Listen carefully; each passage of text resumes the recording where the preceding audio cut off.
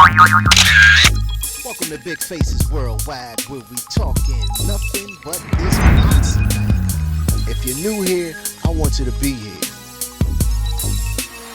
As we stay knee deep into this boxing conversation, man.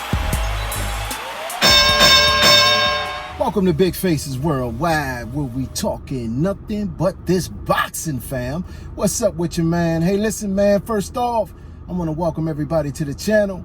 And like I always say, fam, if you're new here, I need you to be here. So think about hitting that subscribe button as we stay knee deep into this boxing conversation, man. Now, listen, by now, I'm sure everybody has heard the interview Gary Russell Jr. did with Fred from Barbershop Conversations.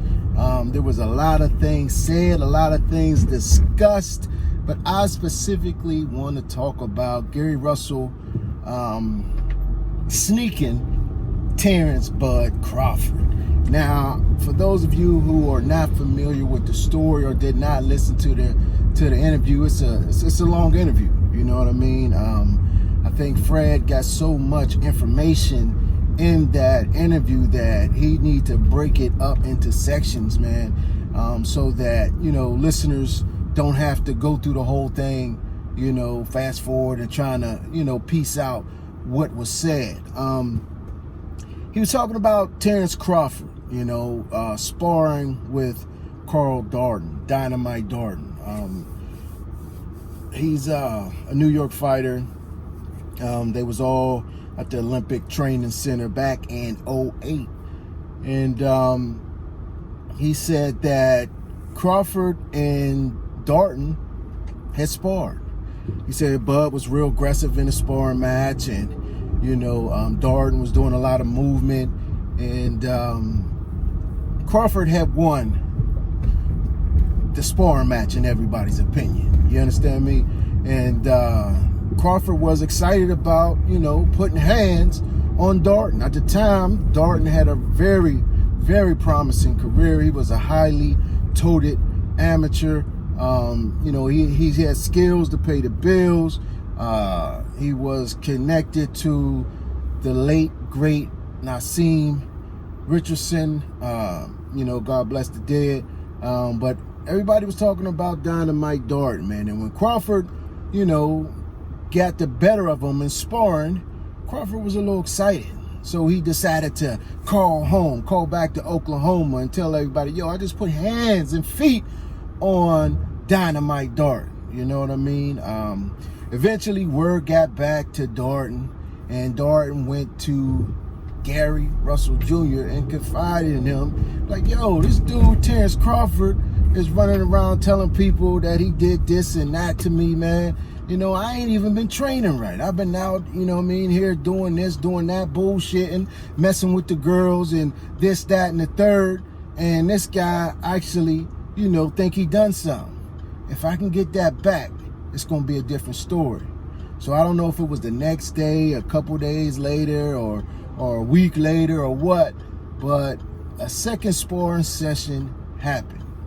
This time, Russell said that they were using the headgear, or where the computerized training gear, where every time someone gets hit, it computes a point. You understand? And so Darden apparently was getting out on Crawford. Russell said he was using a lot of movement, you know, hitting and not getting hit, and they got a mercy rule in the amateurs, where if you go up 20 points on an opponent, it's you know what I'm saying, it's a wash. It's over with. Mercy rule. You know what I mean? Mercy rule. He can't catch up. It's over. They said, you know, Darden got up 20 points on Crawford. And, you know, everybody was shouting, mercy, mercy, you know what I mean? And they said Crawford was heated about that. You know, he was talking shit, frustrated, you know what I mean? Talking about all Darden did was ran. All he did was ran, and, you know, this and that. And he went to Russell, You know, it was like, didn't he just run? You know what I mean? Trying to get Russell to agree with him. Russell said he did not agree with him. He said he kept everything a buck with him and told him, no, he was using a lot of movement, but basically he whooped your ass, you know? And he said Crawford didn't like that. Crawford started, you know what I mean, yelling and talking shit to Russell, I guess. And Russell hauled off and hooked him, which is a sneak, you know, a sneak move, you know what I'm saying? And he said it was only one punch, only one hit, and it was thrown by Russell. So what I'm taking it as, you know, Crawford over there, you know, going off on Russell. What do you mean? Yada, yada, yada, yada, yada, yada, woo, woo, woo, woo, woo, woo. And Russell hauled off and hooked him, you know, and I'm sure there was a lot of people around. Everybody probably grabbed both of them up and separated them. You know what I mean? That was the reason why there was probably one punch thrown, one punch landed. You know, was Crawford anticipating a punch from Gary Russell? I don't think so. You know, you just, you know what I mean, you letting your frustrations out, talking to somebody, and he just haul off and hook you. In my opinion, that's a sneak move. You know, that's a sneak move. You know, he snuck Crawford, you know, and for him to be on that interview talking about, you know, he'll move up to 147 to fight Crawford, I think is a bunch of bullshit, man. You know, I'm gonna just call it like I see it. I like Gary Russell Jr. I think he's a special talent, but, you know, there are weight classes for a reason, and that much weight, I think Terence Crawford will stop Gary Russell, you know, inside 3 or 4 rounds, man. You know, Gary Russell, you know, he's talking like, you know, we want a fighter to talk. You know what I'm saying? He said that, you know, he asked Al about Mikey Garcia. He asked Al about Adrian Broner. And both Mikey and Adrian Broner turned the fight down. These two guys have fought at 147 and been successful at 147. Adrian was able to capture a world title at 147. Mikey was able to capture a title at 140. You know what I mean? Was able to beat an ex-world champion in Jesse Vargas at 147. And somehow Gary Russell wants the public to believe that Garcia and Broner shied away from a fight with little Gary Russell. I don't believe that, fam. I don't believe that, fam. I'm calling bullshit. You know what I'm saying? A lot of people scared to say it. They admiring what Gary Russell was talking, this tough Tony talk. You know what I'm saying? And of course, this is what you want your guys to talk. You want them to talk this tough talk. You know what I mean? But at what point is it not realistic, man? You know what I'm saying? Like, you really think Gary Russell would actually get in there and fight Terence Crawford at 147? Better yet, do you actually think Gary Russell can have any success at 147 against Terence Bud Crawford?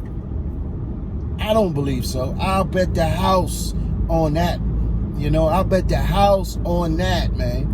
You understand what I'm saying? A lot of Gary Russell fans ain't gonna like this. You know what I mean? But hey, man, this is how I see it.